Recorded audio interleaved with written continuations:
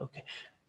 तो वेपोरेशन में जो डिस्कशन हुई थी बेटा, climbing film, rising film evaporator and falling film evaporator, ठीक है। तो आज जो हमने डिस्कस करना है that is force circulation evaporator, ठीक है। तो फोर्स सर्कुलेशन में क्या है, सिंपल आपका राइजिंग फिल्म की तरह है, बट इसमें क्या है, एक आपका पंप की यूज कर रहे हैं हम यहाँ पर, क्या है, पंप का यूज कर रहे हैं, फीड दे रहे हैं पंप के थ्रू और ऊपर की ओर जाएगा और यूज करेंगे, ठीक है। अब आपका जो है स्टीम यहाँ से आएगी, ये कैलेंडरिया, दीज आर कैलेंडरिया, इनको बोलेंगे कैलेंडरिया। स्टीम आएगी कॉन्टिन्यूसली कैलेंडरिया की ओर, ठीक है, सेम वैसा ही है, और हीटिंग ट्यूब से आएगी। तो यहाँ पर क्या होगा, हमने फीड यहाँ से एंटर की, पंप के थ्रू डायरेक्टली ऊपर की ओर जाएगी, मूव करेगी। इसमें विस्कस को भी यूज़ कर सकते हैं क्योंकि पंप का यूज़ कर रहे हैं हम, ठीक है। और जैसे जैसे ऊपर की ओर जाएगी, हीटिंग ट्यूब्स गर्म होगी, और हीटिंग ट्यूब का काम क्या है, कैलेंडरिया को जो है, कैलेंडरिया ने अपनी हीटनेस देनी है इस लिक्विड को और उनसे कूलनेस लेनी है, जो भी आपका मैकेनिज्म ऑफ हीट है, ठीक है। कंडक्शन कन्वेक्शन बोथ होगी, कंडक्शन होगी इन कैलेंडरिया में, और इसके थ्रू जो आपका लिक्विड गर्म होगा that is a convection, okay. आगे के these are a vapour head, इसको फ्लैश चैम्बर भी बोलते हैं। यहाँ वेपर हेड में, मतलब वेपर हेड का मतलब कि वेपर के लिए स्पेस है ये, लेकिन यहाँ क्या है कि इसमें डिफ्लेक्टर लगा है। डिफ्लेक्टर का काम क्या है, एक्चुअली हुआ क्या, जैसे ही मैंने हीट पंप के थ्रू दी तो ये डायरेक्टली ऊपर की ओर विद लिक्विड भी जाना शुरू कर दिया। क्यों? क्योंकि एक तो पंप के से इसको एनर्जी मिली, दूसरा आपका इसके पास क्या है, इसके पास अपना बॉयल जैसे हुआ तो काइनेटिक एनर्जी इतनी ज़्यादा है कि वेपर के साथ साथ ही खुद भी कुछ एक लिक्विड हो सकता है ऊपर की ओर जाए। तो इस डिफ्लेक्टर ने उसको नीचे लाना है, मतलब डिफ्रेंशिएट करना है लिक्विड और वेपर के बीच, ठीक है। तो जो ये डिफ्लेक्टर है, इसने लिक्विड को नीचे लाना है और आपका वेपर को अपने से पास होने देना है। तो फर्दर वेपर हेड से गया वेपर, यहाँ पर आपका वेपर ऊपर गया, वेपर निकल गया, साइक्लोन सेपरेटर आपका फिर से दोबारा से जो यहाँ पर जैसे इतने से यहाँ पर जो कूल हो गया, ध्यान से समझो, यहाँ पर कोई भी लिक्विड नहीं है, यहाँ पर कोई भी लिक्विड ऊपर नहीं गया, यहाँ वेपर में जो कूल हो गया, हल्का सा कुछ एक ऐसा लिक्विड हुआ, आगे साइक्लोन जाते वक्त कूल हो गया, तो वो तो लिक्विड फॉर्म में आ गया। तो लिक्विड फॉर्म में ये वापस आएगा, दोबारा से एक्सट्रैक्ट के लिए जाएगा, लिक्विड फॉर्म में वापस आएगा, दोबारा एक्सट्रैक्ट के लिए जाएगा। तो साइक्लोन अपने से जो पास करेगा दैट इज ओनली वेपर, ठीक है। अब यहाँ पर वेपर, फ्लैश चैम्बर में दोनों वेपर थे, ठीक है, फ्लैश चैम्बर में सारे वेपर थे, लेकिन धीरे धीरे जब हमने मूव किए साइक्लोन सेपरेटर की ओर, तो मे भी हो सकता है कि कूलनेस के कारण कुछ एक लिक्विड बन गए, कुछ एक वेपर बन गए, जो लिक्विड बना वो वापिस आएगा, फीड में दोबारा जाएगा इवेपोरेट होने के लिए, ठीक है। ये इसका मैकेनिज्म है फोर्स का,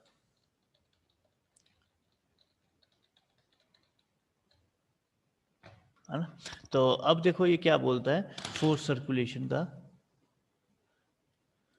In forced circulation, liquid is circulated through tubes. High pressure means a pump, hence boiling does not take place. Boiling is elevated. ठीक है, forced circulation cause a some form of agitation. Forced circulation में इतनी ज़्यादा है कि वो agitation भी cause करता है. Liquid when leaves the tubes and enter the vapor head, pressure fall suddenly, flushing the superheated liquid and evaporation is affected. आज यहाँ पर भी क्या होगा कि यहाँ पर भी एक और प्रेशर डिफरेंस भी रहेगा, ठीक है। यहाँ ज़्यादा होगा, यहाँ एकदम कम होगा। क्यों? प्रेशर यहाँ इसीलिए ज़्यादा होगा, टेम्परेचर ज़्यादा है, temperature directly proportional to pressure, और यहाँ पर कम होगा, ठीक है।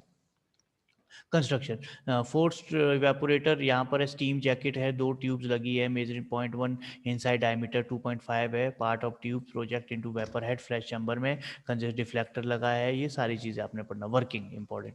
स्टीम इंट्रोड्यूस करेंगे कैलेंड्रिया में, pump sends to the liquid to the tubes with positive velocity, liquid moves up through the tubes, get heated to the boil, result vapor and liquid mixture rushed out the tubes at a high velocity.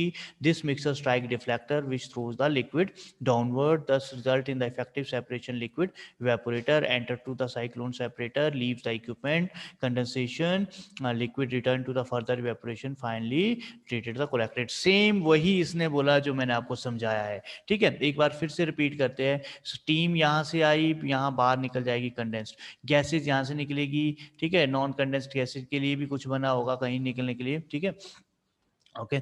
और अपना यहाँ पर feed आई, pump के through बाहर जाएगी, ऊपर की ओर जाएगी, गर्म होगा और हाई काइनेटिक एनर्जी लेके ऊपर की ओर जाएगी, वेपर भी बनेगा, और आपका यहाँ से डिफ्लेक्टर से वो पास होके निकल जाएगी। अब हुआ क्या, एक्चुअली जो लिक्विड है वो वापस डिफ्लेक्टर से आएगा, ठीक है, और जो आपका यहाँ से फिर आगे की ओर जो वेपर है, वेपर आगे मूव किया, और यहाँ पर प्रेशर डिफरेंस भी ज़्यादा है, यहाँ प्रेशर ज़्यादा है, यहाँ कम है, ठीक है। धीरे धीरे यहाँ हीटनेस ज़्यादा है, यहाँ भी है, लेकिन यहाँ पर हीटनेस कम रह जाएगी, जिसके कारण कुछ एक वेपर आपका कैसा रह जाएगा, कुछ एक वेपर आपका लिक्विफाइड में बन जाएगा, कंडेंस्ड होकर वापस आने की कोशिश करेगा होगा।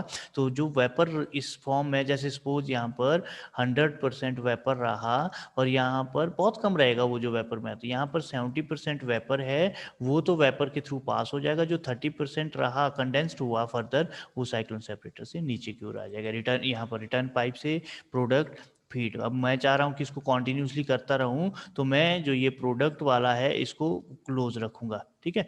रिटर्न पाइप से चलता रहेगा, करता रहेगा, फिर मुझे लगेगा कि हाँ भाई इतने टाइम में ये काम हो गया, कंसंट्रेटेड थिक प्रोडक्ट मिल गया, तो प्रोडक्ट मिल जाएगा। यूज इवेपोरेशन रिड्यूस प्रेशर में काम करेंगे, सुटेबल थर्मोलाइबल सब्सटेंस के लिए यूज करते हैं, कंसंट्रेशन इंसुलिन लीवर एक्सट्रैक्ट के लिए, क्रिस्टलाइजेशन ऑपरेशन क्रिस्टल के लिए काम कर सकते हैं। Advantage for circulation heat transfer is due to rapid liquid movement, salting scaling fouling possible नहीं है ड्यू टू फोर्स सर्कुलेशन में, मतलब ये जो है आपका फोर्स सर्कुलेशन है तो एक फिल्म वगैरह बनाने की पॉसिबिलिटी नहीं, बड़ी इजीली काम कर सकता है। वेपोरेशन थर्मोलाइबल के लिए भी यूज कर सकते हैं, रैपिड वेपोरेशन है ना, इसमें ज़्यादा टाइम तक नहीं रहेगी, तो ओवरऑल जो हीट वेपोरेशन है उसका क्लॉज नहीं रहेगा। It is suitable for high viscous preparation के लिए भी यूज़ कर सकते हैं, क्यों, क्योंकि पंप का यूज़ कर रहे हैं।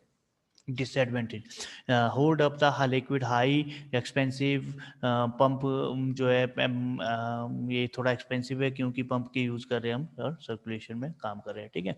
तो थ्योरी से पहले हम पढ़ते हैं multiple effect evaporator. These are a multiple effect evaporator. बिल्कुल सिंपली आपका एक ऐसे डिज़ाइन किया गया है, वर्टिकल फॉर्म में 3 वेपोरेटर लगाए गए हैं और ये इसको बोलते हैं ट्रिपल इफेक्ट वेपोरेटर। अगर इसी तरह से सेम 5 लगाए होते, लास्ट में साइक्लोन लगाया होता, तो उसको बोलेंगे हम क्या, उसको बोलेंगे हम 5 इफेक्ट मल्टी वेक्टर। मैक्सिमम ये 5 लग सकते हैं जो इसने बोला, और ये स्पेस ज़्यादा घेरता है। पहले एक ही डिसएडवांटेज की है, स्पेस ज़्यादा घेरता है, और बल्क में हमें काम करना है, तो क्या करना है, फीड हमने ली यहाँ से, स्टीम S1 बाहर निकल गई, ठीक है। यहाँ ध्यान रखना, हम इसको स्टीम नहीं यूज कर रहे, स्टीम जो S1 है यहाँ अंदर गई और इसकी कंडेंसेट जो है बाहर निकाल दिया, यहाँ से कंडेंसेट C1 यहाँ से निकल गया, स्टीम को बाहर, कैलेंड्रिया को गर्म किया, बाहर निकल गया, स्टीम 2 दी, कैलेंड्रिया गर्म किया, बाहर निकल गया, स्टीम 3 ली, कंडक्ट किया। पहली स्टीम तो इनलेट थी जो हमने लेनी है कहीं। दूसरी स्टीम क्या है, दूसरी स्टीम आपका जो वेपर था वो तो वेस्टेज था मिल लिए, ठीक है। जो ये वेपर फेस बना, क्योंकि मुझे तो थिक प्रोडक्ट चाहिए, तो वेपर फेस जो है वो दूसरे अगले के लिए एज अ स्टीम इनलेट हुआ, ठीक है, एज अ स्टीम इनलेट हुआ। फिर दूसरे का जो वेपर फेस गया, तीसरे के लिए स्टीम इनलेट रहा, चौथे का जो वेपर फेस रहा यहाँ साइक्लोन से वो बाहर निकल गया, ठीक है। यहाँ पर साइक्लोन का ज़्यादा रोल नहीं है, बिकॉज हमें तो ये जो लिक्विड है वो रहेगा ही। यहाँ पर ओवरऑल हीट थोड़ी बढ़ जाती है, ठीक है, ओवर हीटिंग हो सकती है, ठीक है, काम कर कॉन्टिन्यूसली प्रोसेस है ना, इसीलिए। तो ये सबसे बेस्ट ये है कि फीड जो है, जैसे होता क्या है, हमने लागत निकालनी है कितनी लगी, तो जो स्टीम इनलेट दिया था अपॉन आउटलेट प्रोडक्ट कितना मिला, ठीक है। सिंगल में तो ऐसा है, लेकिन यहाँ पर क्या है, यहाँ पर आपका स्टीम तो हमने एक बार ही यूज की, बाकी तो सिर्फ जो इसका प्रोडक्ट एक्सटर्नल था, वेस्टेज था, उसको यूज किया है, ठीक है, इसलिए इसमें इनपुट ज्यादा रहता है, इसकी इकोनॉमिकल ज़्यादा बढ़िया रहती है, ठीक है।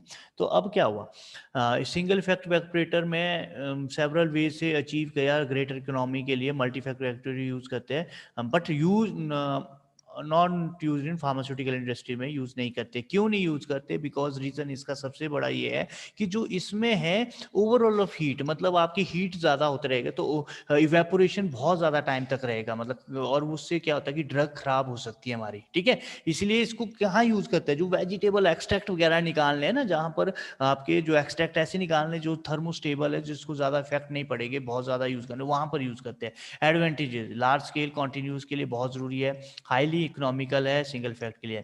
कंस्ट्रक्शन, 3 वेपोरेटर को साथ में जोड़ा हुआ है वर्टिकल, बाकी कुछ नहीं है बेटा।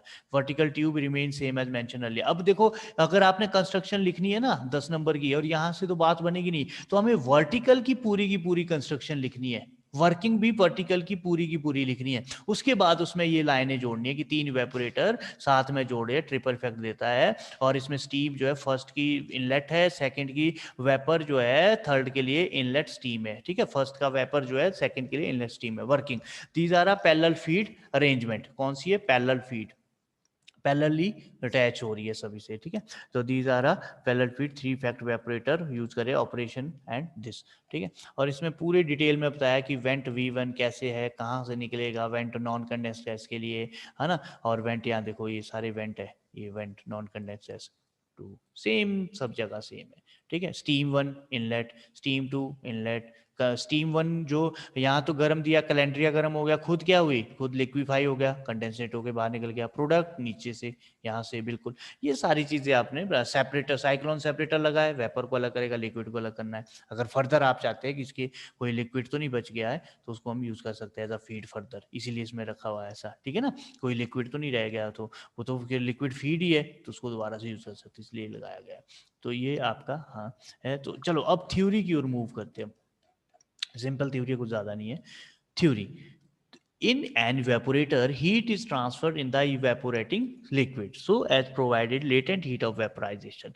Generally, steam is used as a source of heat. Several heat exchange may exchanger have been discussed in the heat flow में, हमने हीट एक्सचेंजर पढ़े थे, ठीक है। तो इसीलिए यूज कर रहे हैं, और हम शेल ट्यूब एक्सचेंजर जो है हीट ट्रांसफर के लिए यूज करते हैं। Amount of heat which must be transfer through a wall of calandria varies the nature of the evaporator. The liquid is pharmacy practice hydroalcoholic solution use कर सकते हैं। Evaporator capacity: the total amount of heat required can be obtained by considering a simple diagram this. ये है heat का।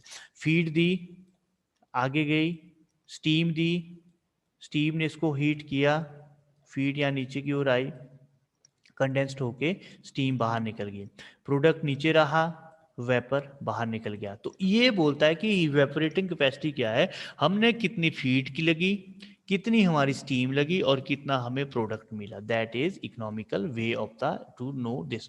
The feed of the steam admitted to the evaporator consuming heat, feed undergo vapour which allowed to escape, concentration product collect करते हैं bottom में, simultaneously loose undergo this.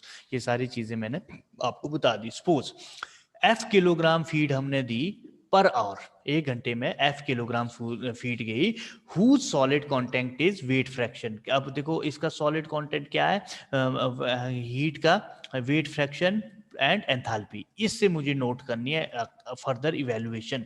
Feed means आपका F is equal to X and H, ठीक है।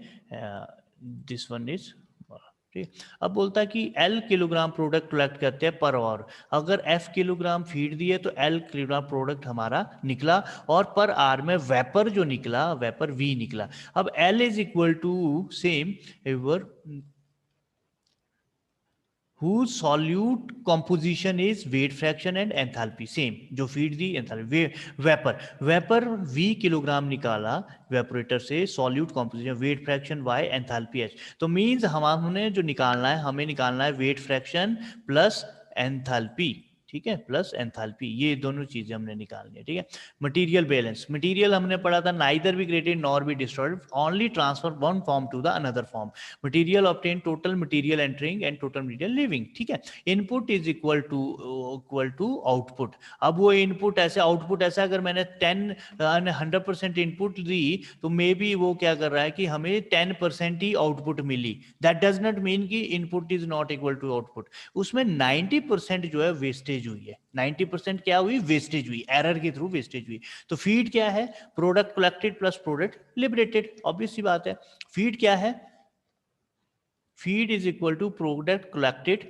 हमने 100 ग्राम feed दी, यहां पर मुझे 30 ग्राम जो सिर्फ प्रोडक्ट मिली, तो दैट डज नॉट मीन कि भाई इसकी इक्वल है, लेकिन हमें 70 ग्राम जो है मुझे बाहर भी तो निकाला, वेपर के फेस से बाहर भी तो निकली, बट मुझे जरूरत क्या है? प्रोडक्ट की, जो मुझे मिला है, ठीक है। तो इसीलिए that is F is equal to LV। Equation material balance के अकॉर्डिंग जो हमने पढ़ा था, F is equal to fraction XF LXF VY। Energy balance, ये तो था मटेरियल, अब एनर्जी आ गया एंथैल्पी वाला जो कॉन्सेप्ट था।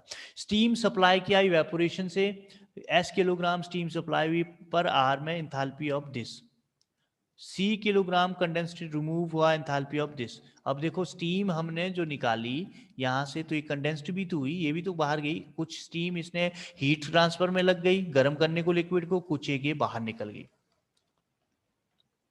ठीक है, can be obtain from heat leaving, it can be heat energy is equal to entering plus heat leaving. ठीक है, heat in feed, heat in steam, heat in thick liquid, heat in vapour, heat in condensate, heat in loss of radiation, ये सारी चीजें हमें heat को इसने बताया कैसे। फीड में लगी जो एनर्जी गर्म करने में, स्टीम में जो लगी मतलब जो इसकी स्टीम थी कंडेंस्ड हो गए, वो क्या है, हीट इन थिक लिक्विड, एक आपने कंसंट्रेटेड प्रोडक्ट के लिए यूज हुई, हीट इन वेपर जो वेपर बनाने के लिए यूज हुई, हीट इन कंडेंसेट जो स्टीम थी वो भी तो कंडेंसेट होगी बाहर निकलेगी, आउटलेट जो है, मतलब inlet is equal to outlet. Inlet क्या था, फीड की हीट, स्टीम की हीट, फीड की हीट बहुत कम होगी, कितनी होगी, नेग्लिजिबल है बिल्कुल, है ना, फीड में काय की हीट है, अगर गर्म कर रहे थे तो तब हीट है ना, अदरवाइज तो स्टीम हीट है। और अपनी आउटलेट थिक लिक्विड प्रोडक्ट के लिए कितना लगा, कंडेंसेट के लिए कितना लगा, रेडिएशन में कितना वेस्ट हुआ, दैट इज हीट लॉस, हमें ये भी जोड़नी है। ठीक है, तभी इकोनॉमिकल आएगा। Loss of the heat can be negligible, मैंने आपको बोला था हीट बाय रेडिएशन कम है, और this can be this one, इसने इसको बना दिया। टेम्परेचर डिफरेंस, सैचुरेशन में बॉइलिंग पॉइंट में टेम्परेचर इतना सफिशिएंट है रैपिड इवेपोरेशन के लिए, देखो इतना सा। ठीक है, condensate cooled, improving heat transfer coefficient, हमें कैसे इंप्रूव करना है हीट ट्रांसफर, मेन काम यही है इकोनॉमिकल वे। हीट एक्सचेंजर के थ्रू यूज कर रहे हैं, इंटरचेंजर के थ्रू यूज कर रहे हैं, Q is equal to U A delta T, ये हमने हीट ट्रांसफर में पढ़ा था, rate of transfer, overall heat transfer, heating surface, temperature difference. ठीक है, ये सारी चीजें हमने, फ्लूइड फिल्म कोएफिशिएंट हम steam side, relative height, thermal resistance because of small, fluid film coefficient liquid side low, है ना, ये सारी चीजें। Steam side film and boiling liquid के बारे में इसने डिफरेंस बताया है। ठीक है, तो मल्टी इफेक्ट हो गया। फिर लास्ट में है हमारा economy of multiple effect evaporator, हमें कैसे इकोनॉमी मिलेगी मल्टी इफेक्ट की, मतलब मैं जो बोल रहा हूँ आपको कि भाई मल्टीपल इफेक्ट वेपोरेटर ज़्यादा बढ़िया सिंगल से, कैसे, ठीक है, किस बेस पे, तो वो है ये economy of the evaporator, quality of the evaporator, produce unit admitted, calculated consider following assumption, feed is admitted in boiling point में। ठीक है, therefore does not require any more heat of the temperature get condensed to give the heat condensation. This heat will be transferred completely to the liquid. Heat transfer now serve as the latent heat of vaporization. ये भी हमने पढ़ी है, latent heat of vaporization physical pharmacy में भी पढ़ी है, और आपका इसमें भी पढ़ी है पीछे हीट ट्रांसफर में। Liquid undergo vaporise by receiving heat, तो लेटेंट हीट ऑफ वेपराइजेशन मतलब जो कितनी अमाउंट ऑफ हीट चाहिए कि वो लिक्विड से वेपर बन जाए। Loss of heat means negligible. ठीक है, इकोनॉमिकल ऑफ इवेपोरेटर में भी, economy of an evaporator, total mass of the vapour, total mass of the steam supplied, total mass of the vapour produce, steam supplied, मतलब heat कैसे है, कितनी हमने steam दी,